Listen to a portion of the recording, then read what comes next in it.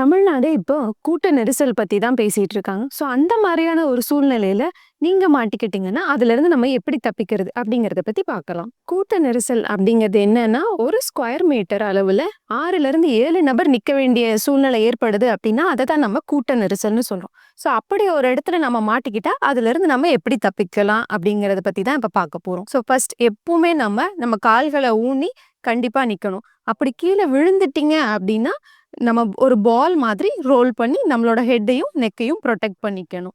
நம்ம கால்கள் வந்து 2 அடி அகலம் அகற்றி வச்சு கண்டிப்பா நிக்கணும். அடுத்தது நம்மளோட செஸ்ட்ட எப்பவுமே புரொடெக்ட் பண்ணும். அதாவது நம்ம கைகள ஒரு பாக்ஸர் மாதிரி நம்ம செஸ்ட் முன்னாடி வச்சுட்டோம் அப்படின்னா, நம்மளுக்கு அப்ப கொஞ்சம் ஸ்பேஸ் கிடைக்கும். ஸோ நம்ம மூச்சு விடுறதுக்கு கொஞ்சம் ஈஸியா இருக்கும்.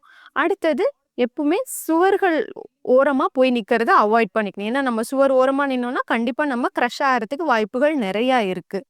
அடுத்தது கிரவுட ஃபைட் பண்ண வேண்டாம். ஸோ கிரவுட் எந்த டைரக்ஷன்ல போறாங்களோ, அவங்க கூடவே நம்ம போகும்போது, நம்ம எக்ஸிட்டுக்கு போறதுக்கான வாய்ப்புகள் ரொம்ப அதிகம். நம்ம எப்பவுமே கூட்டமான இடங்களுக்கு போகும்போது, அதிலிருந்து வெளியேறதுக்கான வழிகள் என்னென்னலாம் இருக்குன்னு நம்ம முன்னாடியே தெரிஞ்சு வச்சுக்கிறது நல்லது. உங்களுக்கு வெளியில போறதுக்கான வழி தெரியும் அப்படின்னா, மத்தவங்களுக்கும் அத நீங்க சத்தமா சொல்லலாம். இங்க வழி இருக்கு, இங்க வழி இருக்குன்னு நம்ம அவங்களையும் டைரக்ட் பண்ணி போகும்போது, நம்மளும் அதிலிருந்து எஸ்கேப் ஆகறதுக்கு சான்சஸ் அதிகமா இருக்கும்.